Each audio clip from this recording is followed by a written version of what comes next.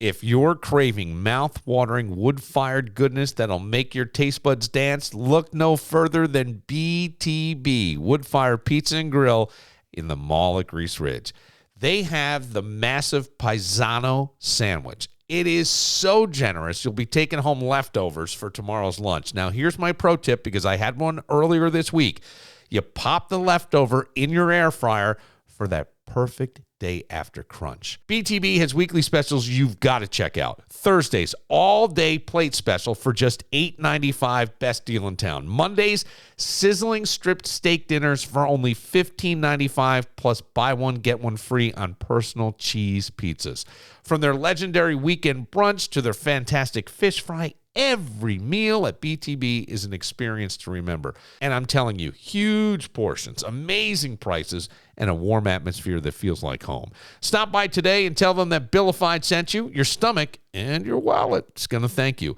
Follow them on Facebook at facebook.com/BTB Wood-Fired Pizza for drool-worthy food pics and their latest specials. BTB Wood-Fired Pizza and Grill in the mall at Grease Ridge, where great food brings people together. When your old career gives you lemons, throw in some ice, mix in some vodka, and call it a podcast. From the Mac of All Trades studio in Fairport, and driven by Victor Chrysler Dodge Jeep Ram, it's Billified, the Bill Moran Podcast.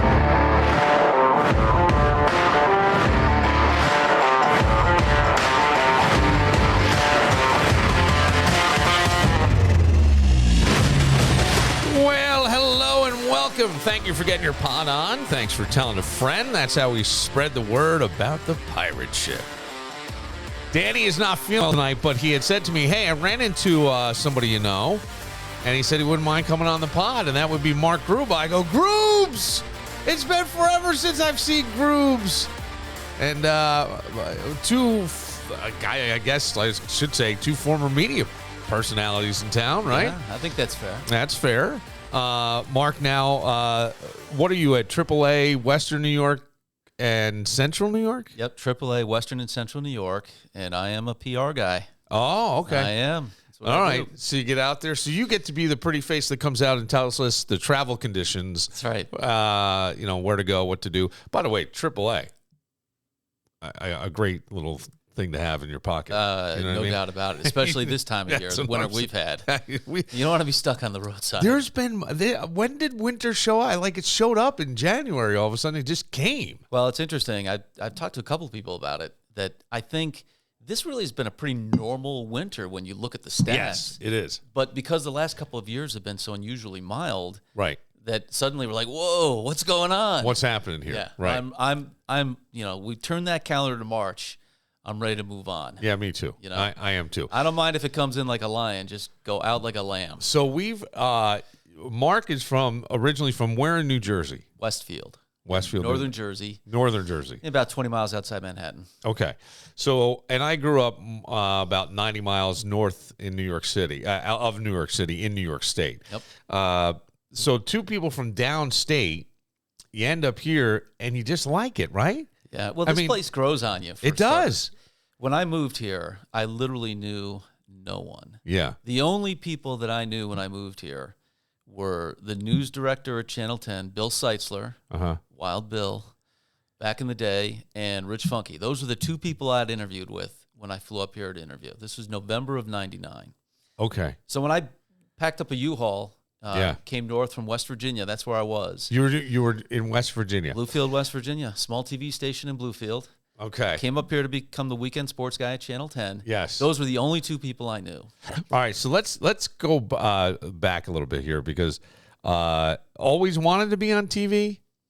You know, I think I always wanted to be involved in sports. Always want to be involved in sports. Okay. What did your mom and dad do? So my dad worked in Manhattan. He worked on the street. He was a mortgage broker. Okay. And my mom was a stay-at-home mom. Okay. Yeah. And you lived in Jersey. You go big school, I would assume. That's a pretty populated area. Yeah, I went to a private day school. Okay. Yeah, my dad, did well when I was a kid. And, I went to public school through 6th grade, and then 7th through 12th, I was at private day school. Yeah. Or the Hartridge. That's very, that's nice, isn't it? Yeah, it was great. It was. And then you go, now, during that time, any exposure to TV or sports broadcasting or anything in those high school years? Not really. Okay. I mean, obviously I was totally into it. I watched sports religiously. I played sports religiously. But that felt unattainable at that point in my life. It was just something that was over there to be enjoyed. It was hard to imagine myself participating in it. When I got into college, I wrote for the school paper. I went to Trinity College in Hartford, Connecticut. Okay. Wrote for the school paper there. Became the sports editor. And at that point, I began to think, maybe I'll be a sports writer. Maybe I'll try and find a gig at a paper and do my thing. Did Trinity? What did you go to school for? So it's liberal arts school. I didn't really have a plan going in, like a lot of people back in the day. It was more about just kind of, experiencing college and trying to figure it out on the fly. Yeah. I've got one child in college now. It's just a different game in the sense that, when you're 16, 17, 18 years old, there's so much pressure to have it figured out at their age now because college is such a huge investment. You know what I'm saying? Yeah, I do. Yeah, right. You know what I'm saying. I do, but I didn't feel that pressure back then. I just kind of went there. I enjoyed it. Obviously, I did the studying I had to do, but I had a good time. I played on the soccer team there, and that was a blast. What division? 3? D3. Yeah, yep. But still, that's a commitment. Great. To be a student athlete. I don't care at any level of NCAA is a commitment. That's a job. You're training and all that. And so you had to be pretty good, man. That was okay. All right. Well, let's not overstate it. That was good. It's interesting, though, because I want to veer off to the college thing just a little bit. Sure. Because I love the liberal arts thing. And I'll tell you a story that people have heard a million times in the podcast and radio and everything. But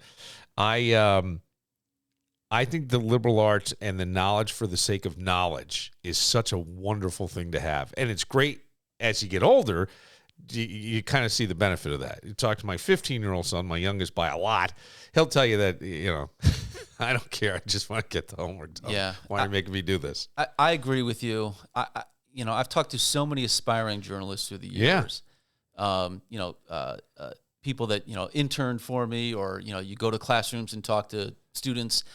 And I told them, for me, I was a history major in college. Okay. Never took a communications class. Yeah. Never. Yeah. But what I did was I wrote, an endless stream of papers. Yeah. Reading and writing. Yes. It was just drilled into me. Now, I was a sports writer. I wrote for the school paper. Uh-huh. So there was a journalistic component there. What was the deal with the day school that you went to? In terms of a lot of times, like I put one of my kids through a private school too, the secondary school, and it was a lot of the same thing, but his was more of a religious base. It was a Jesuit-based school. So, but the reading and writing stuff sometimes is a little more rigorous. Yeah, I would agree with that. In the private school, and then nothing against public school. I'm not knocking it all. Nor am I. I'm just saying that your public school has to reach a mass amount. Here it's a finite. Yeah. You want to pay, and you're buying a product almost. You're buying a prep school. Yeah, when I say I agree with you, I'm saying from my experience. Yeah. I felt like when I got to college that having, significant reading assignments and having papers that were 5-10 pages long was not a new experience. No. I'd been there and done it. The point that I would make about it, and the thing that I think is so transferable about those skills is that, when you think of journalism, whether it's, broadcast, radio, print, whatever it is, you're talking about taking a large set of facts and distilling them down. Yeah.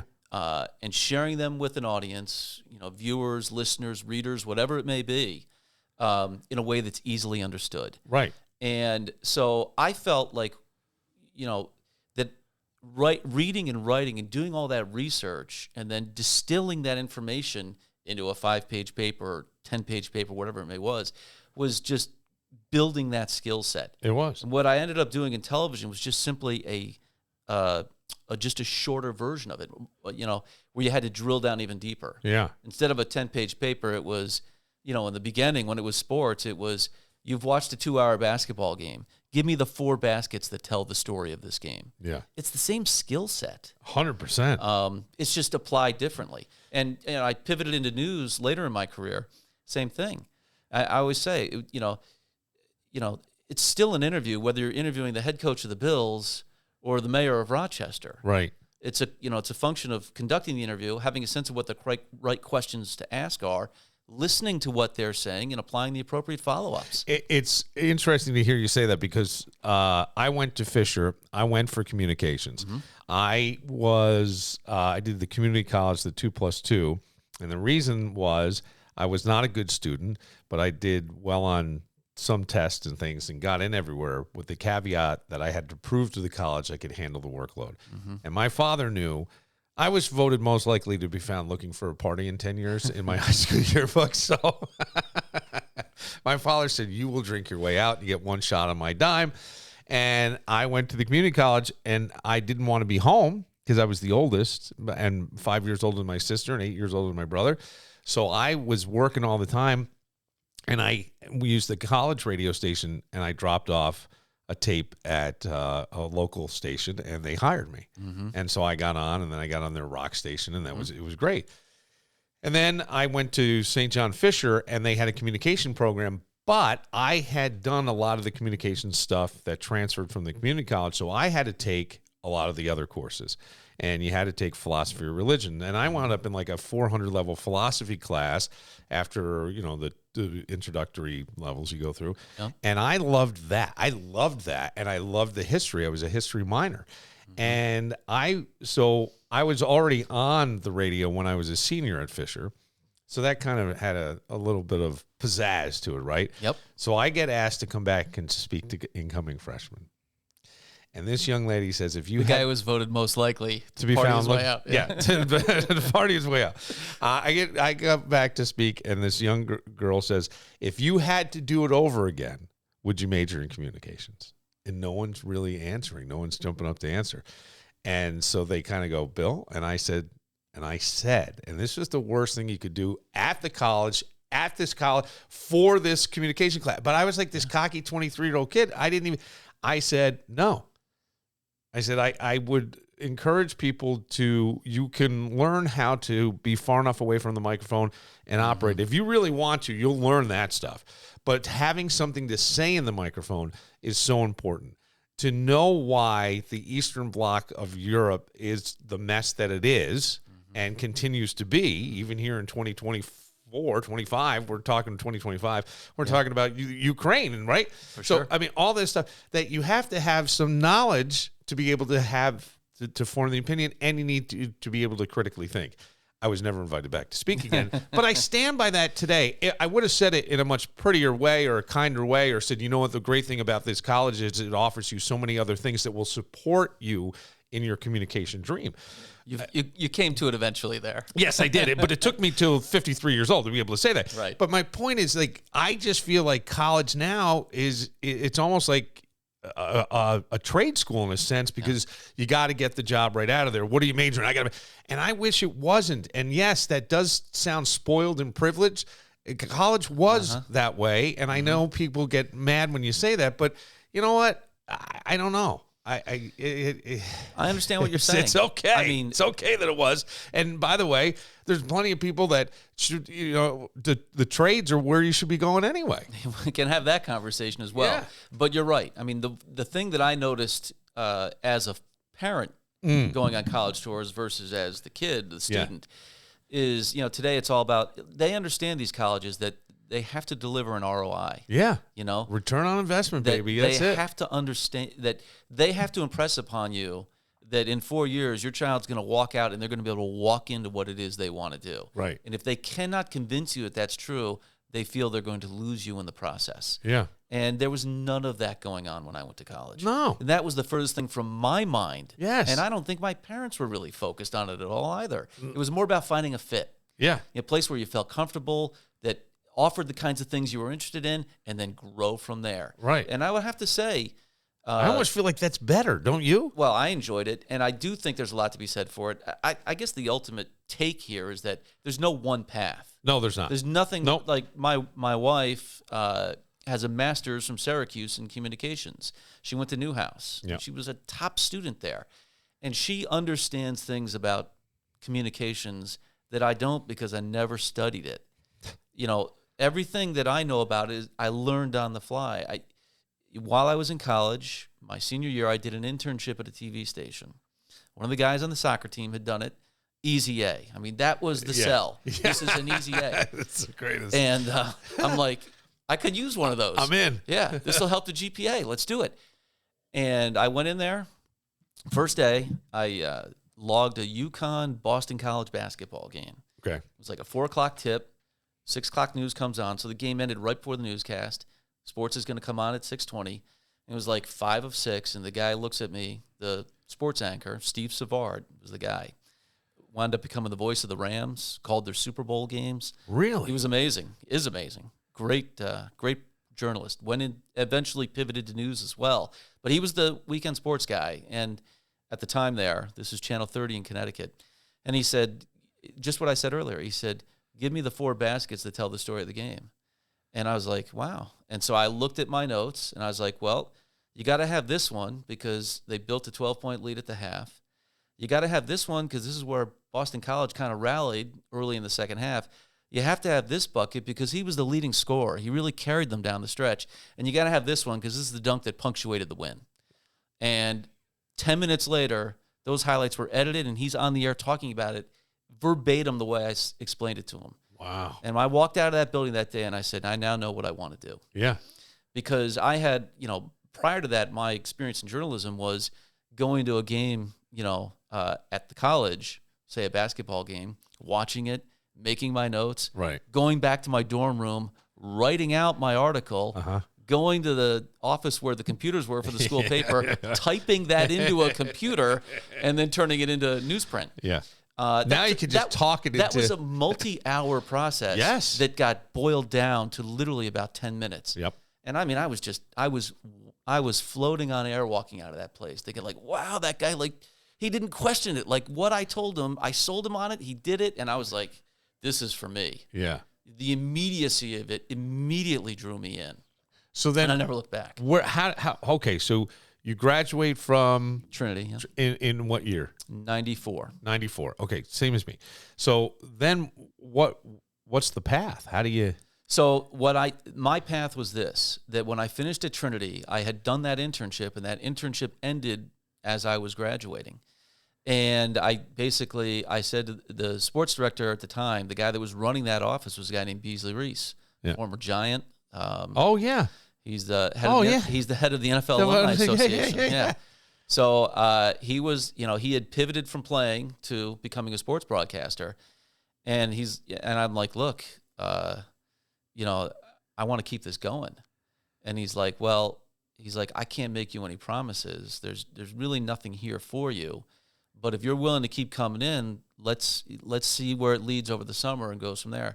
So I continued the internship. I basically did it full time that summer for no pay. Nothing.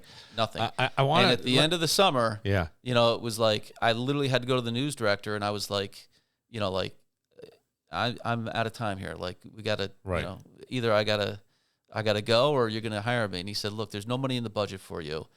I'm. At the begging of these sports guys, I'm going to bring you on as a part-time sports producer, putting the shows together behind the scenes. He said, the minute a piece of equipment in this building breaks, you're gone.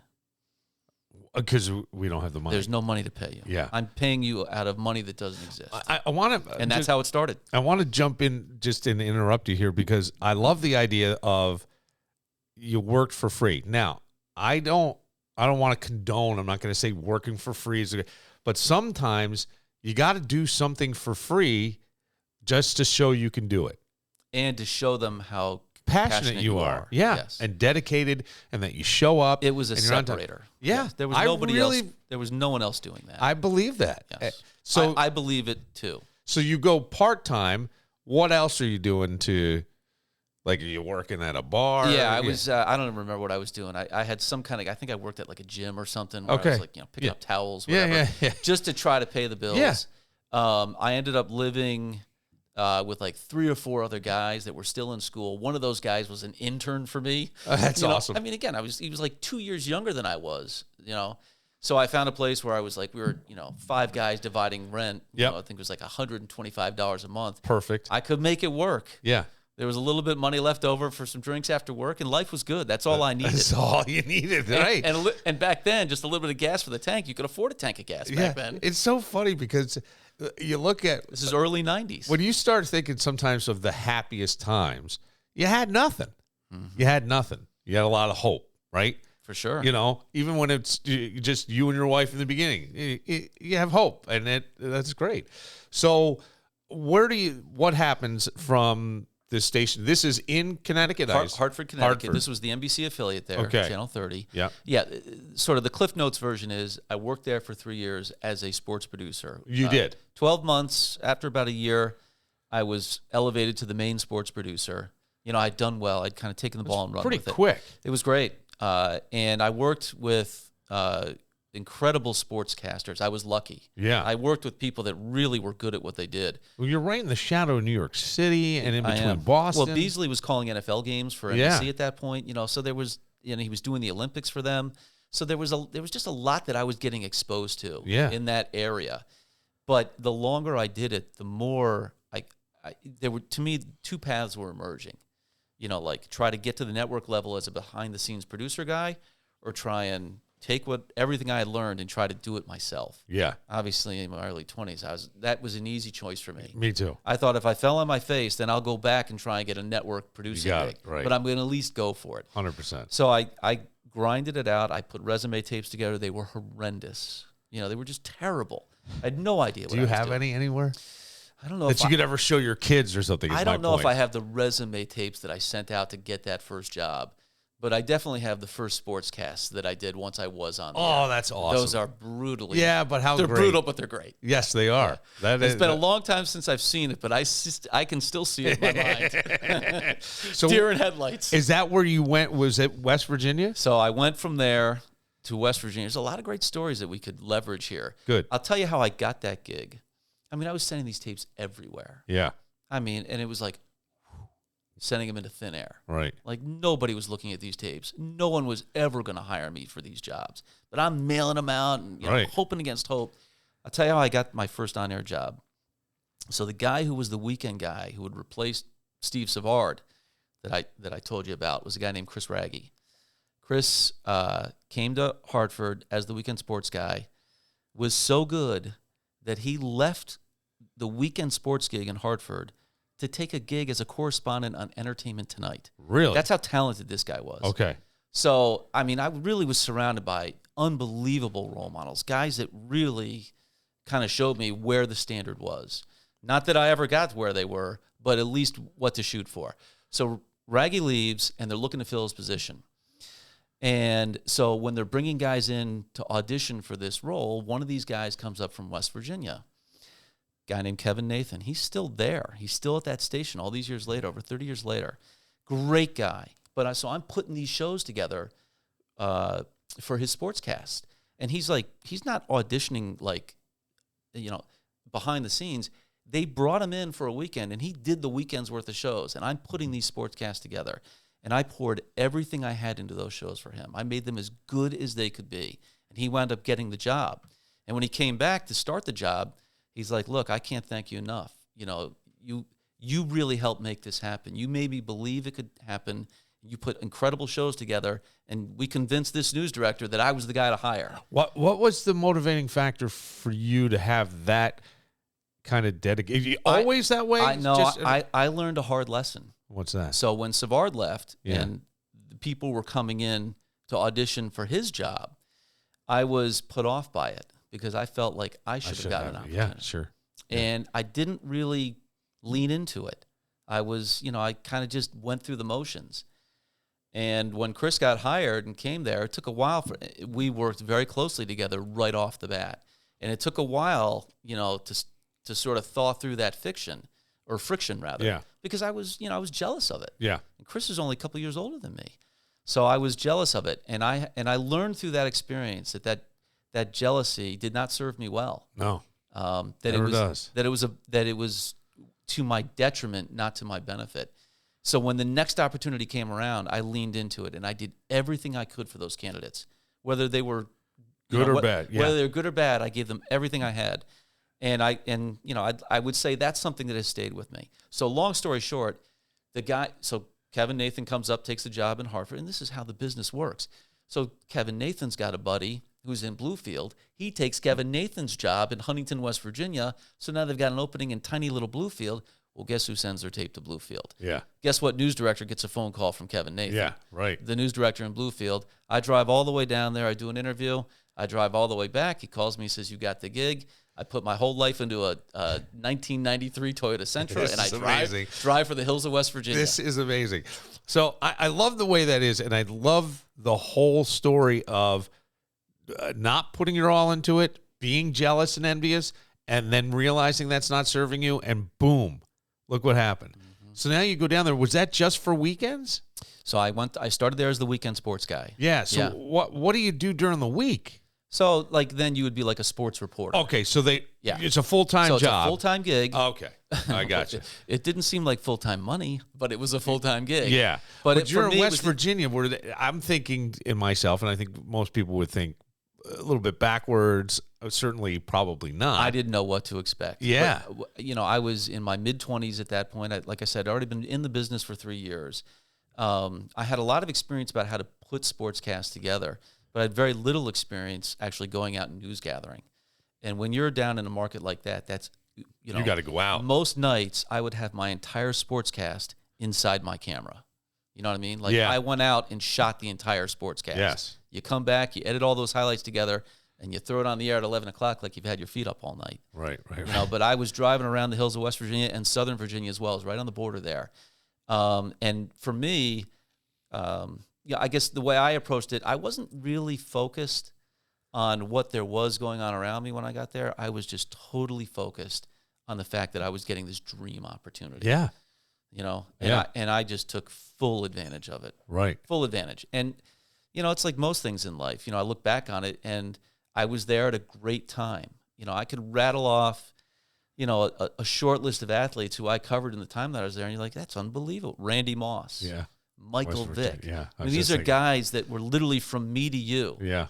Multiple conversations, field level for watching these guys perform. And you knew even then that they were different and special, right. So, and it was incredible. It was such a great training ground. Yes. When I finally got to Rochester 3 years later, as I said, interviewed November 99, started here in December 99, 1 month before the Music City Miracle. Yeah. So it was mostly That's right.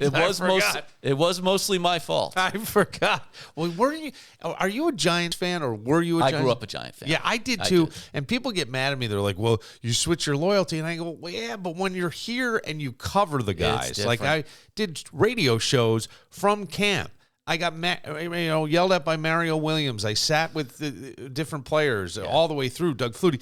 You talk to these guys, you can't help but root for them. It's true. You just can't. I agree. I think certainly as a sportscaster, I try to be as objective as possible. Yes. When they struggled, and there were many years there where they struggled in my sports days. I don't remember that at all. I was very, I was as clear as I could be about that. Yeah. I really didn't try to let my feelings enter the equation. But yes, I mean, the way I always put it to people is, look, the better they do, the better it is for you. Yeah. You want to get to the playoffs. You want to have a shot at the Super Bowl. You want to be there for the parade. Of course you want them to win. You want them to do well. And you do get to know some of them, Yeah, and when you do, it becomes, now you're rooting for them because you love their story. You think they're a great guy. Yep. Or they've been really good to you, and, they've helped you do your job better. Right. And all those things factor in. For sure. So you send a tape. Are you still at West Virginia? And you came here from West Virginia. From West Virginia. Yeah. So you send a tape here, and it's again weekends. Yes. Yeah. And for me, the way I looked at it when I was there was, it was sort of like there. It was like kind of college. Like West Virginia, Virginia Tech, Marshall, Virginia to a lesser degree, and here was a chance to sort of take that step from the college level to the pros with the Bills, Sabres, Amherst, AAA baseball with the Red Wings. Yeah. In fact, a lot of the kids that were on the Red Wings when I moved here were guys that I had covered in Bluefield Because Really? that back then it was the Orioles rookie affiliate. Oh, that's right. And, the time it took me to get from there to here was the same amount of time it took them to get from rookie ball to AAA. Wow. So they were playing rookie ball in West Virginia. Yeah. Wow. Josh Towers was a guy. Okay. I mean, he pitched in the 2000 All-Star game at Frontier Field, and Yeah. he had a pretty good career in the majors. There's a guy that was in Bluefield with me who was in Rochester when I got here. And did you guys ever Made the connection. You did. But it wasn't like, bro, there was no like, we did it, No, you did it. I got in a U-Haul and took some stuff up here, and I talk about it on TV. You did it. Yeah. But that was cool. That was wild. Sure, that's to cool. see that progression. Right. And then you're at the NBC affiliate here for how many years? Yeah, almost 9, I think was the number, almost 10 years. Did you transition to news there? I did not. You did not? Yeah, I took a year away. You took a year away. What did you do for the year? I worked in financial services for about a year. Yeah. And you talk about like timing in life. That was not good timing. Okay. That was like 2009. Yeah, when the world was falling off. Oh, that was when they were painting the golden turds. People were not exactly lining up to get money advice from me. Right. So, but it was a great learning experience. No regrets about it. Made some incredible friendships. Learned a ton. Helped some people out along the way. But recognized that for me, the prudent move with a young family was to get back into a situation where I could accentuate my skill set. Yeah. Yeah. I think, the way I look back on that experience, I think had I been like just starting out in my early 20s, I could try to grind my way through that. But with a wife and kids and a house and a mortgage and all that, right. I needed to be in more of a sure situation. Yeah. Yeah. And as I said, it was not a great time financially in this country. No, it was not. I even had a relative who was high up at MB&A Bank and said, I'm out. I'm not doing this. I can see what the government's painting golden turds, and I'm not doing it. Yeah. And it's amazing. There was a small group of people that, like said, The Big Short, that movie. It's amazing. He said, he goes, this is terrible. I don't want no part of it. And left with a golden parachute, was way high up and certainly had worked his way up from collections all the way up. Yeah. Again, a grinder, smart guy. And then floated down with his parachute and once told me I have enough money to run for senator from the state of Delaware and take money from no one. Like I could finance my whole campaign. So, that worked out, but he's like, you can't do this. And would say we used to be able to profile lenders by just looking at them. Yeah. You knew blue-collar guys were going to make their payments. These were hardworking guys. They were earnest guys. They knew it. They go, this other stuff that they were starting to do was just bad. But you go and do that for a year. What happens to bring you back? Because I do remember the CBS affiliate. Yeah. So, I had a chance to come back to Rochester. And for me, John Kutchko actually was the guy that kind of helped make it happen. Yeah. He was like, hey, we've got some openings and I've talked to the news director about you. This could be a great opportunity for you to get your foot back in the door and, see where it goes from there. And I saw it that way. I saw it as an opportunity to get back in and then kind of grow it from there and try and get onto the anchor desk. Yeah. I knew that one of the things that you learn in that industry, television news, is that, just turn on the news, you'll see it for yourself. There's a lot more news people than there are sports people. Oh, yeah. There's more reporters, there's more anchors, there's more shows. And the other thing is, when sports, you're always begging, like, oh, there's a big game tonight in Caledonia. Can we get some help getting some highlights from it? In news, you never have to beg for that. You go where it is, and they want you to get it. So there was an element of sort of, if you can't beat them, join them. I ended up doing, Bill, the two things I said I would never do. Yeah, I love it. Mornings and news. And here's the beauty of it. I did it voluntarily. Yeah. Nobody forced me into it. Yeah. They asked me if I wanted to do it, and I said, you bet I do. Because at that moment in my life, it was absolutely the right move. So, which is great, right? And you need to know that, and things happen for a reason. I think the longer you go, the more you realize that they do tend to happen for a reason. Yeah. It's not always apparent in the moment. No, it's not. And I always think, I always go, how people go, wow, what a coincidence. I don't think there are any coincidences, but that's my weird head. However, I do remember, what time did you have to, I want to say get up, but I think you were in, and I'll say in makeup, and I know that may sound funny, but you're on TV. You get a little shiny or whatever. 3 There's lights. 3 a.m. So you got up at out 3. of bed at 3 a.m. Yeah. At the studio, prepping the show by 4 a.m.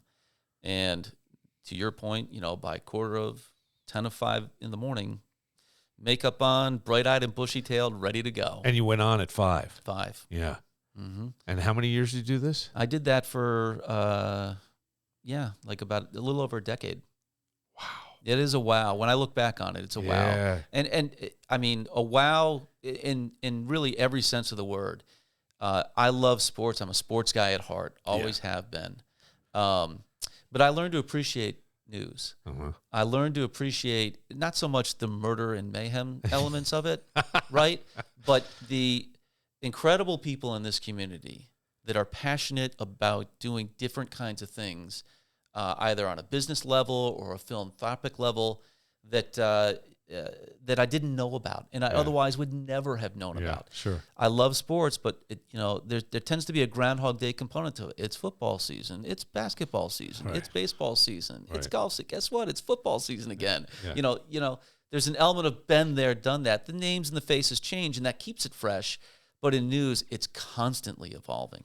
It is constantly evolving, and I like what you said because I think I have found I don't watch a whole lot of news anymore, and it's not out of any other thing that I don't feel good when I watch it sometimes. I go, ugh. And it sounds like a lot of people. Well, which is, and I understand. But that's news, right? Mm-hmm. So sometimes I prefer to read it than I do sometimes online because I can get it and I can, I'll summarize articles for myself for the podcast and things. Sure. But it's a tough grind because, we report, the old adage that if it bleeds, it leads, Mm-hmm. was, the way it was in news for a long time. I think for almost a century, that was sort of the saying. Well, and the research consistently shows that when people are surveyed about television news, they will tell you consistently that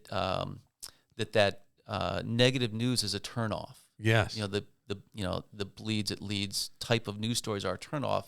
Yet at the same time, those same people will tell you those are the stories they're most interested in. Right. Exactly. Yes. I think there's an element of driving by the car wreck on the highway. You can't help but look. Right. But I like what you were saying in terms of the people that were doing things and making a difference. And sometimes, you can't do it and it wouldn't really be very interesting, but almost like the Happy News channel.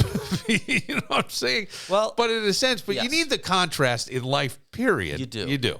But I think it's cool to see people that are doing great things. I always thought that this area owes a lot, like it or not, to George Eastman. Of course. Because Kodak brought brilliant minds here. Mm-hmm. Brilliant minds. Guys who were PhDs, they could have invented things on their own, but they had families and stuff and go, I need a paycheck, a steady paycheck. Mm-hmm. So they got a research department.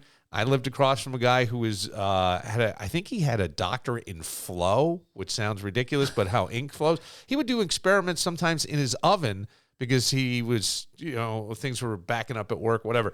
And those brilliant minds, a lot of them stay here. Kodak is what it is today, but they had kids, and there are other businesses that many people are not aware of because they're not really something you would go into, but they do big business around the country. For sure. It may be the globe lighting for that matter. What's that? Or around the globe for that matter. Or around the globe. Yeah. And I often think, boy, those brilliant creative minds were brought here because of Kodak. No question. And I would sort of tie a couple things together. I talked in the beginning about interviewing with Bill Seitzler and Rich Funky, literally knowing two people in this town, not knowing really anything about this community other than a handful of the nicknames of the sports teams. And I really grew to love this place for that reason. There are so many things about this community that you don't find in communities this size in other parts of the country. Yeah. To find these types of things like a Philharmonic or the off-Broadway shows and some of the things that we're able to attract into this area, are things that you have to go to a much larger metro to replicate. Right. And once you get to a larger metro like a New York City or a Philly or DC or whatever, you bring in a whole host of other issues in terms of traffic and getting parking around. and all that. Oh yeah, right. We're here. You largely are able to move through all that seamlessly and enjoy all the benefits. Was there ever a desire when you were in news, and I'll bring this up because it reminded me of something with me, to go to a bigger market? Oh yeah, yeah. The reason Rich Funky told me the reason I got the driving reason, the deciding factor why he chose to hire me over the other person that they were looking at was because when he asked both of us what our goals were, the other person told him, "This is my goal. This is where I want to be." And when he asked me that same question, I told him, "I want to get to New York City. Yeah, that's where I grew up. It's the #1 market, and I want to get into a situation where." When my parents turn on their TV at night, it's me that they see. How cool would that? Yeah, sure. Never got there. Okay, that's the wah of that story. Yeah, but is it? But that's what drove me. Yes, that's what drove you. And that was my mindset. Because I remember even going to a major city, interviewing, and the guy who I was supposed to have breakfast with saying, "We're gonna have to do it tomorrow," because I was in town for a couple days because traffic was so bad. After an hour, he could still see the on-ramp in his rearview mirror, and he goes, "I'm not going to get there." It was maybe the worst or one of the worst days of traffic in the history of that city. And it's one of those things where you go, yeah, maybe not. Mm-hmm. Maybe I don't want to do that. Yeah, I think, you know, this is sort of the overarching theme of kind of what we're talking about is that, you know, as your life goes through different stages, your priorities change. Yes. You know, yes. It took me a while to figure it out, but eventually I realized that the goals that I had in my 20s were not the goals that I have now. Right. And there's nothing wrong with those goals. There was nothing wrong with striving for those things, but my priorities had shifted. Yeah. And that the pursuit of those goals were would come at the expense of the things that really mattered to me, my family. Right. Right. And once I really understood that, it became, you know, much easier to reconcile what was or wasn't being accomplished in my career. Yeah. You know what I mean? Yes. And I wonder too, like, this isn't where I want to go, but I will say the media landscape as a whole is changing completely. And it's partly because of things people can do independently, like this podcast and stuff. No question. But what I'm seeing now is the underpinnings, the parts of media that people may not be familiar with. The off-air producer who's working is losing his gig. Yeah, and there's so definitely now, some of that because you're getting into scenarios where you can integrate different types of jobs into 100% into one career, into one job. Look, yeah. when I left radio, I was on 80 stations doing classic rock, talking like I'm sitting in Bryan, Texas, Sacramento, California. I remember having a friend go, "I'm on an Alaskan cruise and I just heard your voice." Yeah. You know, it's crazy. And it's crazy, and I think almost detrimental. I can only speak for radio. I think radio, people tell you all the time, "Wow, radio's dead, podcast radio." No, radio's not dead. If radio served its local community, it would thrive, absolutely thrive. That was the point. But because of corporate, and you can't say corporate's bad, somebody tried something. Mm-hmm. Right? If we're not failing, we're not trying. You know what I mean? It's true. They're not being lazy. They're trying, and they're trying to figure it out. But it got so big, and it got boards of directors, and now you got more people to answer shareholders. to. And shareholders. And so that becomes the problem. For sure. And so when you start to see as the mom and pop thing come back, it happens to be the podcast now, or YouTube channels, or whatever it is. And I think that eventually things even out. They just do. But I see that with media, and I got to think after a while, because television, glamorous in most people's minds, right? Glamorous. It's a glamorous. It's a glamorous thing, but sometimes. Well, it's sure. Yeah. But at the same time, there's a tremendous amount of work, and it's a grind, and you gotta, when you're out in the hills of West Virginia to catch a high school game, and you're racing back, and your car overheats, or their crappy van that they give you, whatever it is. All of the above. All of the above, right? So, but yet when you look back, you go, man, what a trip. What a trip. Great memories. You tend to look back with rose-colored glasses, right? You remember the good stuff. Sure you do. Yeah, not that day that just seemed to never end. Right. Or that speeding ticket you got because you were trying to get that extra game. I I still think it kind of comes back to what I said, though. Through all of that, though, those fundamental skills of reading and writing are consistent. That's a through line with everything. Right. And yes, it's changing, it's evolving, and there are some ways where that's troublesome, but there are other ways in which it's amazing. Yes. I think this is an example of it. There so much opportunity is being opened up to people, and people who have real ability and talent who might otherwise not have gotten a foot in the door are finding a way in. Yep. And I think you see that with podcasting. I think you see it with acting. You see it with people in forms of journalism. I guess I'll use that term. Yeah. Where they're kind of making their own version of it. Right. I guess what I would say, I would be careful to say that it doesn't necessarily replace or eliminate the need for accuracy in journalism. No, it does not. That's a big thing. And the role of legacy media, so to speak. Sure. But there's space in the room for other voices, other perspectives. And I think we're living in an age where that's evolving.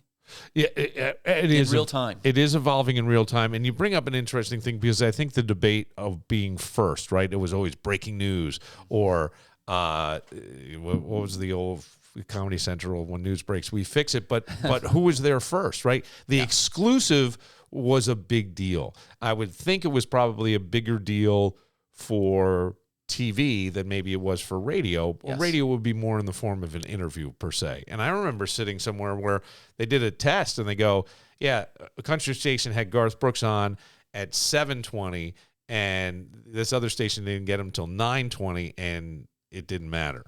You're right. But in the in the moment and in the mind, baby, it was everything. We won if we had him at 7:20. But Bill, think about it.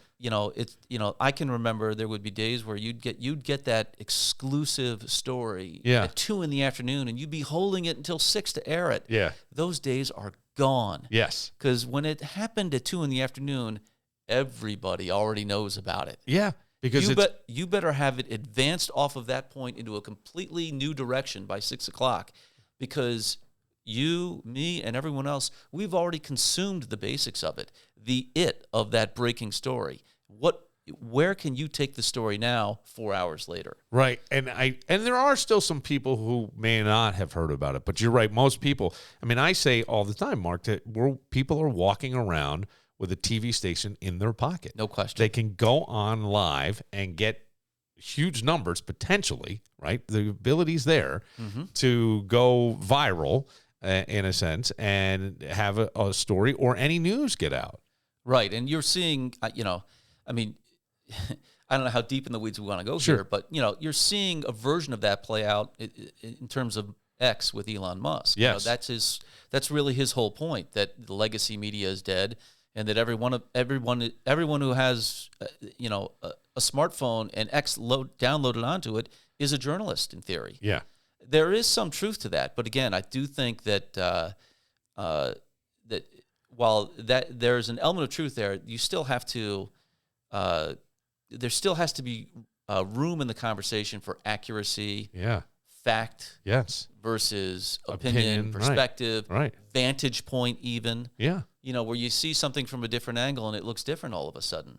So you may have captured something one way, and it may give a certain view of an event, 100%, and now people 100%. are often running with that.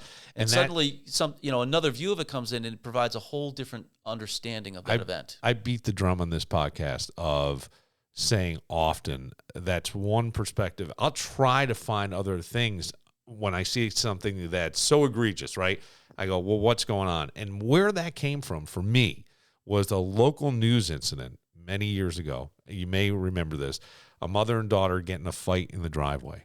Police show up, and it was a black woman, and I think it was a white officer, and he is seen on tape kind of whacking her on the side of the head as he's putting her in cuffs.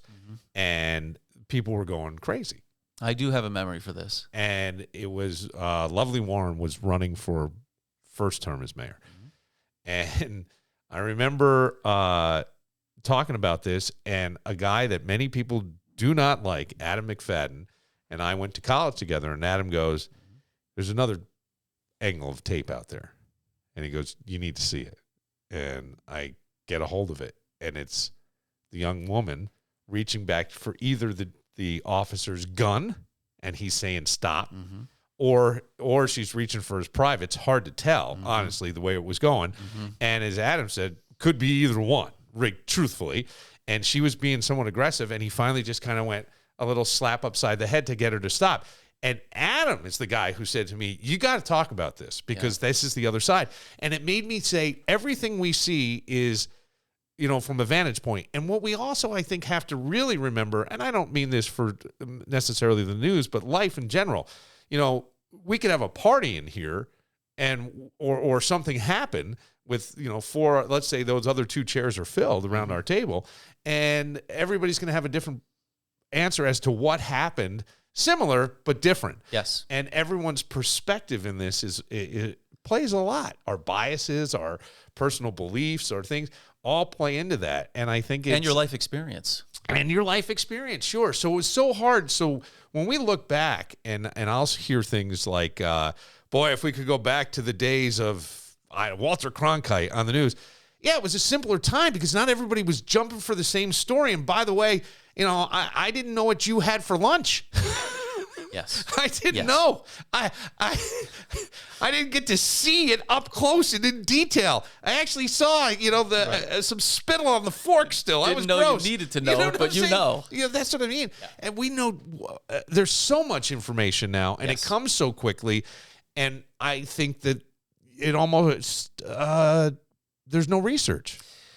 Well, I think there's a couple of things that play into that. One, the news cycle moves so quickly that it doesn't really allow for time to step back, consider, distill, because you're already into the next element or to the next great event.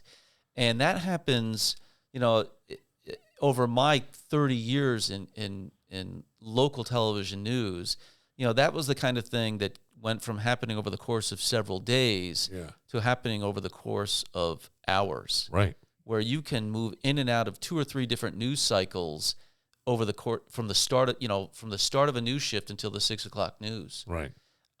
With the same story. Yeah. Things move so rapidly. Obviously, the rise of the internet, the smartphone apps, the accessibility of all of this stuff, the ability to capture this stuff and share it with the world has played into that. And there's so many positives there. But one drawback, and maybe that's the right word, is that things move so quickly that sometimes we aren't able to put perspective on it in a way that allows for greater understanding. Right. And a lot of times just eliminates confusion or misinformation because you got the first version of it, and you've been swept into the next big thing. And you never really stayed around long enough to get the context for what happened there and maybe a deeper understanding of what that issue was about. And you just, the news cycle moves so quickly that there almost isn't time in our lives or even space in our minds to try to go back and figure out what it was that we missed, because we're just racing on to the next. Racing on to the next thing, and we see so much stuff, even the nonsense. Like I'm joking about seeing your lunch, not your lunch, but someone's lunch. Yeah, right. We see a lot of nonsense, and we know things almost, I would say, too much. I don't think human beings are wired. I largely agree. To take in this much information. It's hard to process. I think there are even health things. I think you may be able to highlight ADHD a little bit with this sort of stuff. Look, the research is being done about this in real time. Yes. And the books will be coming out about it. And there will be courses of study in college as we continue to loop back in this conversation where people will make that their life's work. Yeah. I mean, I still feel like that we are still in the Wild West as it comes to the internet. I couldn't agree with you more. And I know we could say it feels like it's been around for a lifetime, over 25 years, right? Mm-hmm. Let's say, or a generation. I don't want to say a lifetime, a generation. Yep. But yeah, we are because even that has changed. Yes. And the ability to stream, the ability to do all this. So this information stuff is out there. If you want it, you can get it. Yes. And that's almost too much. Yes. And I guess, the Wild West component of it from a journalistic standpoint, is that there's no playbook. Right. There are no rules established. Well, that I like. Well, yes. Yeah, right. I hear you. Again, it has its advantages. Yes, it does. But think about it from a journalistic standpoint. This is one of the things that, as time went on, that I struggled with, I guess is the fair way to put it. I mean, you mentioned Cronkite, where the mindset there was middle of the road. Right. You don't lean one way or the other. You live Middle in the of the middle of the road. road.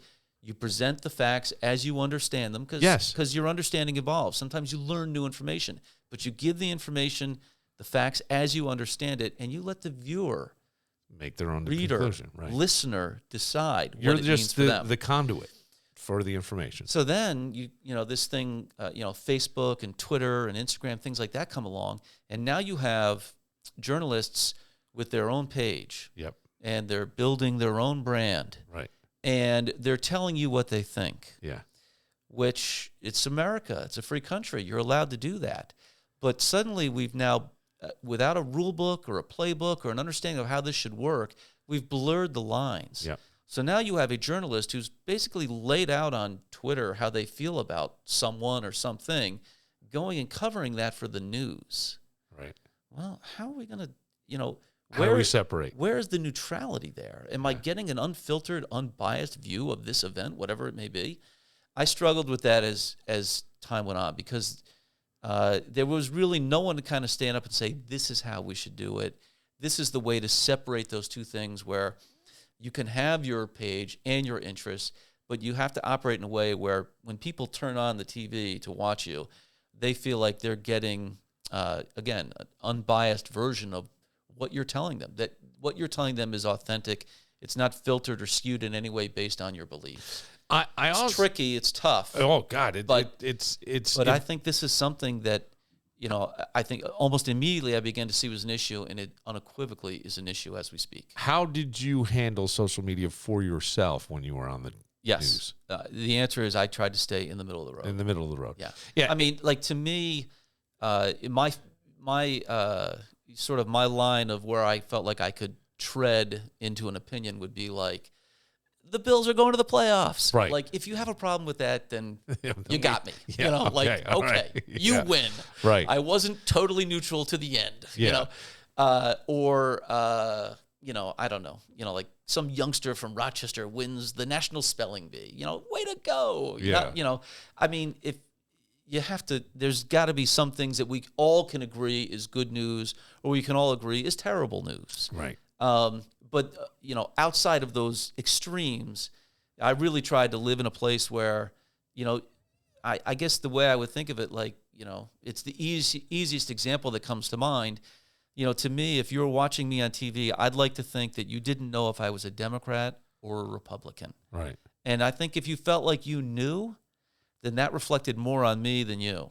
That I wasn't doing my job as well as I should have. Yeah, you trying to stay that neutral. It is weird now because the information does come so fast. Everybody has an opinion, and they often think it's right.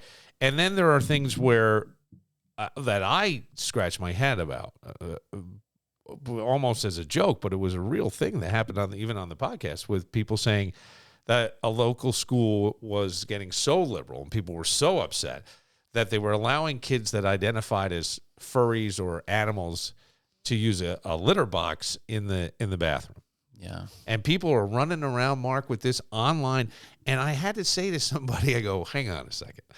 We just went through a pandemic.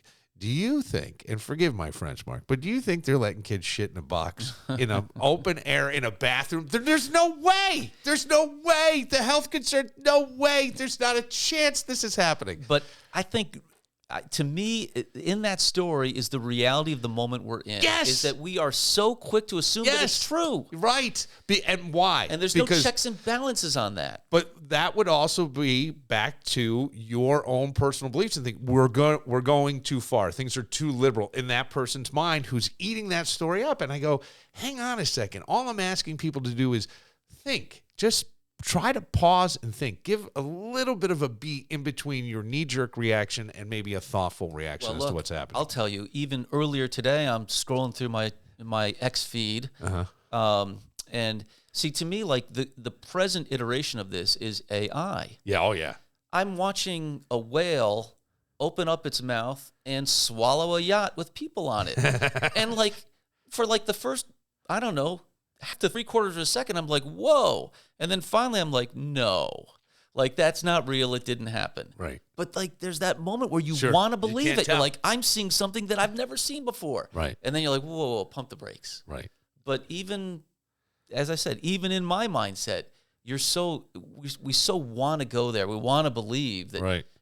And that's what I think that, again, regardless of what you believe or don't believe, that I think collectively, if we could just pump the brakes a little bit on all this stuff and just say, wait a minute, before I leap in and start sharing every last thought I have on something, let's make sure I fully understand it, make sure that I understand how I think about it, that I'm considering different viewpoints, and then maybe putting a toe in the water. Exactly. And I think that's really, really great advice. I sound like an old person. Well, I was going to say we do, right? Yeah. Because this is the thing. But it's also, we've seen people burned by doing the opposite. For sure. Burned. Yes. People have lost jobs. Mm-hmm. People have been fired. People have lost friends. Family members don't speak to people because of certain things it doesn't even have to be politics. That'll be the hot one that everybody will jump to. Let it be anything. All of the above. You're right. Let it be anything. Let it be somebody got drunk after seeing someone at the family funeral and your emotions are all over the place. You're not in a great state of mind and you fire off something at 1:00 in the morning after a couple of cocktails and now all of a sudden you're cut off. Yes. You're like, no one, Christmas is alone. Right. These are the consequences of the time we live in. Yes. And I do wonder, in a way, as we talk about sort of the pendulum of life, if things will swing back a little bit to the more of let's try to bring some rationale into the moment here and look at things. I'm not saying that everything we're seeing is not as it is. Maybe it is. But let's really kind of prove it before we start swinging. Yeah. Because people are punching. Yeah. And figuratively and literally. Yes. And it's amazing how quickly we can, dig our heels in and decide we're not moving off that position. Yeah. Right. In a moment's notice. In a moment. One misinterpreted message. 100%. It's like, yeah. Unwind, decades of friendship. Right. It's crazy. It is crazy. Do you miss the news at all? So I get that question. I'm asked sure a lot. you do. Yeah. I mean, here's what I would say. Certainly don't miss the hours I described. Yes. I don't miss the murder and the mayhem. It's just troubling. It's sad. It's awful. What I do miss are the people I worked with, the relationships, and the atmosphere of the newsroom. Yeah. There was an energy. There's an energy in there. Yeah. And I think what I used to tell students, and I believe this, is that people that find themselves in that environment are naturally curious. Yes. And I think that's a good thing to be in life. Intelligence, lack of intelligence, whatever, but you are just naturally curious. You're inquisitive. You look at things and you ask questions like, why is that way? What if we turned it like this? Would it be different? Your mind works that way. And I think when you're around other people that have that kind of outlook on the world, that it can be a really interesting place to be. No 2 days were alike. Right. And I think there's a lot to be said for that. I think, I'm sure there are people that would think about their life, it's the same old routine, you got it, right. day Very after rote. day, Yeah. living for the weekend. Look, I get it to some degree. I'm living for the weekend now and I'm happy about it. But there was an energy in there that I think is hard to replicate in most other work settings. Would you ever see yourself being a teacher, I mean like at a college level or something, for these types of things, maybe even more for the writing aspect? Yeah. I mean, there are many people that worry about what's going to happen in writing. Another thing that came up in the podcast, and I do reference it every once in a while because I think I had a very different reaction to the person who put it forth, is, they're not even teaching cursive anymore. And I went, who cares? And they're like, well, I go, yeah, but what does that have impact on your life? There's so much what is it? And I understand, because I said, I know people with beautiful penmanship and they are as dumb as can be. So don't tell me that it's a sign of intelligence necessarily here. But the ability to write, to create, thoughts, be able to take thoughts, great ideas will never go out of style. Nope. And communicating them effectively will never go out of style. No, it's an essential skill. Yes. I don't care what you do. It's an essential skill. Yeah, I agree. Think about a lawyer delivering the closing arguments. 100%. You better be able to take everything that was laid out over the course of that 2-week trial and plant it into the mind of those jurors exactly the way you want to. That is a skill. Yeah. It's not just about writing a story for television news. That's a skill that can transfer into a number of different kinds of careers. The thing that I noticed, as you said earlier, the through line for you was writing, right? And it was taking what are the 4 best baskets that tell the story, or whatever that was. You have a passion for that writing and stuff. I would you take that on? Would you do a book? But I mean, would you take on teaching that to someone at a collegiate level? I would be interested in doing that. I tell you that my hesitation in it is not that part of it. It's just that the world is evolving so quickly in terms of technology that I candidly, sometimes I feel like I'm just not up to qualified. Yeah. You know? I see what you're saying. Sometimes I think, like even my own children, I'm going to them to try and figure out, how does this work? I'm thinking, like, how do you stand in front of a classroom when the students are the ones who have the answers? Right. But you're right. I think there's something to be said for my life experience in journalism 100%. that I think could bring something tangible to a classroom setting. I would enjoy that. I've always enjoyed. I think you'd be great at it. I've enjoyed being in those settings in the past. Yeah. It's just never really presented itself. I know the use of AI is certainly a concern for many people in terms of, let's just say, writing, right? You got your ChatGPT, your Claudes, and I'm only touching on what I've experienced. Sure. But I think that you're never putting, as I like to say, that genie back in the bottle. It's not happening. So it's here. How do we use it as a tool for things? And I remember talking to a reporter from the New York Times who said, I use ChatGPT sometimes when I'm stuck. How can I say this better? What turn of phrase? And it gives you something quickly. I've had it where I go, summarize this article for me because I just don't have time to go through stuff. And boom, give me an angle to think about or something. And it does it. And I think but you have to use it in addition to. Yeah. Would be my. It has to be an add-on. Yeah, I think it has to enhance AI plus whatever you're doing. Ingenuity. Yes. Yeah. And I think so much of writing is tied into language and expression and words, and the right word can really help drive home the essence of the thought. I think that we all find ourselves at different times in that process going, I can't quite I know where I want this to go. I can't quite get my finger there. I've not used AI. I don't really have experience with it, but I could see where that might illuminate choices where you could say, yes, that is what I'm trying to do. Right. Let me incorporate that into what I'm working on here. You don't want to lose even your own voice in that. You know, you think of authors, and you knew a Steinbeck, and you knew a Hemingway, and you knew there were specific styles of writing. Even I'm trying to think of who was the journalist who did Leaving Las Vegas and. Hunter S. Thompson. Hunter S. Thompson. Yes. I mean, there was a style to this, right? Hunter S. Thompson, they had style. Yes. And you knew what it was when you started to read it, even if it was under a pen name in a Rolling Stone article, but and everybody figures out who it is. Yeah. There was a little excitement to that. That's right. But there was something in that style that I hope doesn't go away either. I was going to say, we are, as a culture, as a society, better for that. Yes. For that nuance and expression and voice, no question. Yeah. Kurt Vonnegut. AI has its place. Sure, it does. If we're wrapping up notes on, somebody's course of medical treatment, we don't need to decide. We don't need to argue over the authenticity of who, authored these notes. Right. But in terms of culture and expression, and again, you think about some of the things in Rochester, the cultural things that we have here that make this such a unique place to live. You wouldn't want that lost through AI. No, you wouldn't. Enhanced, yes, but not lost, not replaced. Right. I think would be the lesser for it. You're right. We're not going backwards. This is the new reality.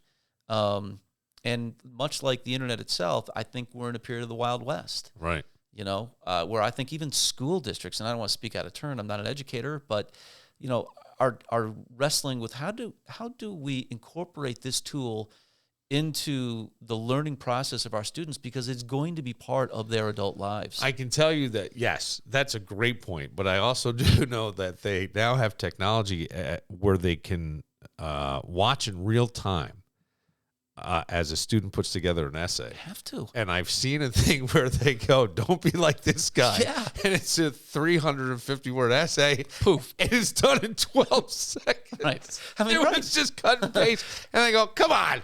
Right. You didn't even try. You're like, you didn't even type. They can see how many keystrokes you do, like through the technology.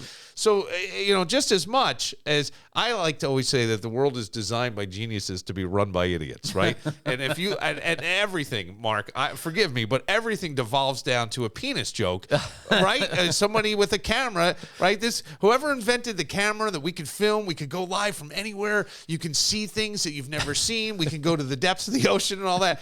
And what do I see? Some guy's junk. You know what I mean?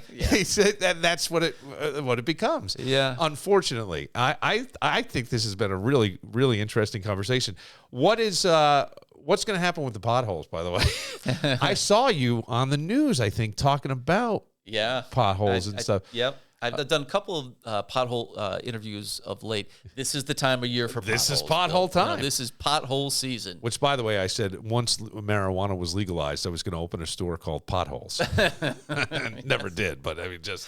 It's always the great ideas we never fully grasp. I mean, this is the time of year, and, my recommendations are, AAA's recommendations this is a fact of life for us. Yes. They're out there. And as soon as you patch one, another one's going to open up. I mean, this winter, we talked about it, it's been more of a typical winter with the freezing and the thawing and a lot of, where you're getting moisture into the crevices in the roadway and then it breaks it up as cars drive over it, the weight of the vehicles. So, the recommendation is, and this is, I'm always careful about sharing this recommendation, but it's, if you're driving along and you see a pothole, try to avoid it. Yes. That's okay. Yes. But not at the expense of putting yourself or another motorist at risk. Right. Swerving. Right. We don't want to swerve and make things worse. And, so decelerate. Yep. Don't hammer on the brake over the pothole, because the harder that impact, whether you're hitting the brakes or you miss it, you don't see it at all, and you just glide right over it, race right over it, is, you're dramatically bringing up the possibility that you're going to damage the vehicle in some way, the suspension, the alignment, the tire, the rim, whatever. Yeah. And I think that's smart too. I always try to say, take your foot off the gas. Yep. Both in life and in your car. See, we've touched on that in this We conversation. don't need to hit it. I'm sure the passion for sports never leaves any of us. Football, your favorite? Or, I mean, you played soccer. So I played soccer. Yeah. My favorite sport to play was basketball as a kid. I just loved the game. It just was not genetically happening. Okay. I was, okay again, but was never going to take it anywhere. Soccer was enough of a game where I could kind of genetically make it work. Yeah. Like if you had the skills, you could play. But football is my favorite to watch. Yeah. And my favorite to play now is golf. Okay. So that puts me in a large group of people. When the NFL Players Association has come out with, basically it's the roadmap if you're a free agent, what teams to avoid, what teams not to. I saw that. It's almost like the AAA. Stay off this road, a lot of potholes. Yes. And we see different things. The Bills get a B at coaching and things. This stuff is subjective. They got an F or an F- in travel, so Terry needs to buy some new planes. I guess so, right. But when you have seen the Bills from your first time here, and it was Music City Miracle, right? Mm-hmm. When Tennessee all of a sudden pulls it off, it was Doug Flutie, and everybody wondered why Doug... was it Doug? No, Rob Johnson replaced Flutie in the lineup. Yes, that's what the whole thing was. Yes, that's what it was. Yes. So all that stuff to where they are today is light years apart. In many ways, it's a different game. Yeah. Yes. It's played differently. It's legislated differently. The rules have evolved to really emphasize offense in the game. I'm not saying anything that a hardcore football fan would disagree with. It's just a different game. Much more emphasis on passing. Yeah. There's and appropriately so, a much greater emphasis on player safety. And in terms of what you're seeing on the field, I look at a guy like Josh Allen. I mean, he could have played in any era. Yeah. You know what I mean? Yeah, he's really one of those guys. I say this anytime I get into a longer conversation about the Bills, I always say, I still, even now, I'm not sure people really appreciate just how good he is. Right. What he does is amazingly to me on some level taken for granted. I'm sure a lot of fans will be like, I don't take it for granted. I think he's incredible. Yes, but I just don't know that people truly understand how gifted he is. He is a generational talent. And again, we understand, the way sports works, that you've got to do certain things to get into a certain pantheon. You got to get to a Super Bowl. You got to win a Super Bowl. Right. You got to get an MVP on the resume. Those kinds of things. Those become separators between the Dan Marinos and the Joe Montanas of the world. But his pure athletic ability, his ability to make plays and to be consistently successful, right, is unbelievable. And I just find it amazing because this franchise struggled really from Jim Kelly until Josh Allen to find the guy. I mean, right. Flutie, there was magic there for a period of time. It was fun. But he was at the end. Yeah. I mean, he gave them everything he had, but he just didn't have a ton left in the tank. Yeah, obviously, there was issues with Ralph, I think, favoring Rob Johnson and wanting him to be in the lineup, and that probably brought Flutie's era to an end early, but it was never going to be a decade-long run that way. He was always sort of a stopgap. And from that point forward, they never really landed on the guy. And then they didn't hit a home run. They hit a granny with Josh Allen. It's so strange because when I go back to that draft, and I think people saying we picked the wrong Josh. I thought they picked the wrong Josh. Josh Rosen is coming. 100%. This guy. I was that guy. I was that guy. Yeah.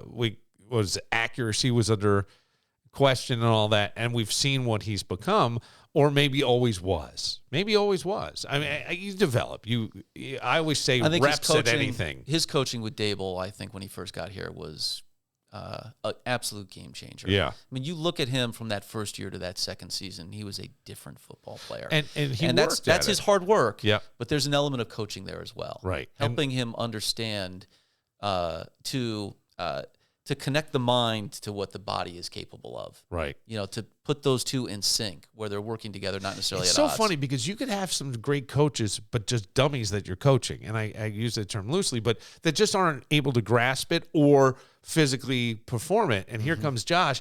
And so now he's not just a great player, but also you're great coaches.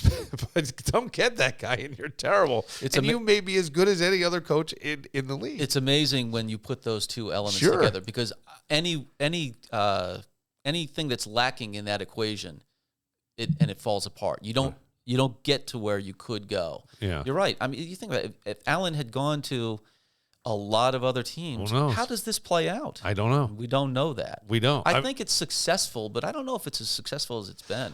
I don't either. I think Seattle was the only other team who wanted him, and you would think at that time they had Carroll. And Russ in his prime. Yes. So it would have been hard for him. He would have had to sit and watch. And it just would have been different. Yep. It would have been. Yeah, I mean, there's a million things we could talk about with the Bills. And I know there's probably somebody listening saying, yeah, and he had the football, at the end of the game and couldn't get it done, and you're talking about how great he is. I guess I would just say, look at all these games. They're never even in that situation if he doesn't do the million great things he did along the way. Again, another game with the Bills and the Chiefs that result in rule changes. They're going to put some technology in the ball to try to more accurately determine first downs. I'm good with that. I am as well. Hard, though, too, because when does the knee go? I mean, it's the knee when the knee goes down. Right. The part that I'm not, I guess, the proof will be in the pudding when it actually they start playing games. My understanding is that the official will still spot the football. Yeah. And then they'll determine virtually whether or not it's a first down. Yeah. I guess I can't quite see it in my mind's eye. One of these ones that we have but to see. But I do think it's a step in the right direction. Sure it is. I think one of the hard things about watching football right now is watching a game and feeling like pivotal plays just didn't get called correctly. Right. One way or the other. Right. That it's on some level it undermines the integrity of it.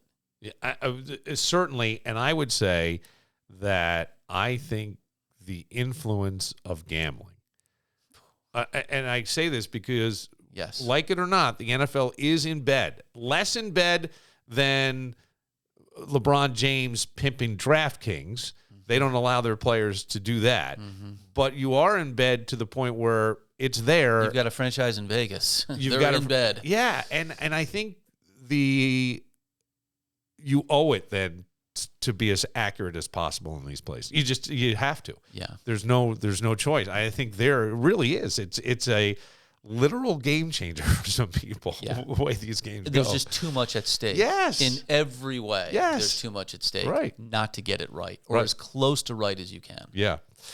This has been a lot of fun. I really appreciate you coming in. What a Enjoyed great it. story. I love the whole trajectory. I love the through line of the writing and distilling it down and something that is just still, I think, will never go away. I agree. think that will never go away. And I would joke and say, the great part about it is that I really believe it too. Like I said it, but I really believe it too. I think that those are skills that translate across the board. When you're good at those things, it qualifies you to do a lot of different kinds of jobs. Yeah, I think that is great advice, and I'm curious as to see what's on the Gruba horizon. I don't know. And in so many different ways. Well, we're getting into travel season. Yep. So we're looking, from a AAA standpoint for the Gruba horizon, we're starting to talk about spring break travel and the spring break places travel. people are going to go. We get into May and Memorial Day, and we get into the 100 deadliest days of summer. The one thing, that I will say about the one thing that I've embraced and enjoyed about working at AAA that I have found fulfilling, is that we do such a great job of emphasizing traffic safety. Yeah. We'll get into Memorial Day, into the summertime when more teenagers are out driving and talking about the 100 deadliest days and making sure that that teenagers are doing, newly licensed teens or people in general are doing the right things behind the wheel, and that, we as parents and adults are modeling that behavior behind the wheel as well. Well, I have joked for a while that driving used to be the activity. Now it's what we do while we check our email, text our friends, surf the web, watch something. You know what I'm saying? And it's those types of things. And I even worry. I have a young guy that'll often say to me, "Hey, you got to see this video." I said, "What am I doing right now?" Right. I'm driving. I'm not taking my eyes off the road. Right. And I really want to emphasize that because he'll be 15, and it's not long that he's going to want here to. before you know it. Right. So you want to I think that's great advice. Modeling the behavior, and not always easy to do. No. So that's what's literally coming down the road for me. I'm trying to lean into those aspects of my work and really enjoy the driving reason for making this change in my life is to just enjoy these moments with my family, all of them. Yep. Savor them, and then, what do they say? Ride off into the sunset. Ride off into the sunset. Who knows? Could be anything. Could reinvent myself. I could Who see knows? Professor Gruba. That's all I'm saying. That's such a nice way about you. You can speak well to the kids, tell them the stories. Some poor get that student through out line. there. No, I think it would be awesome. I think it would be awesome. This is great. For Mark Gruba, I'm Bill Moran. We'll see you next week.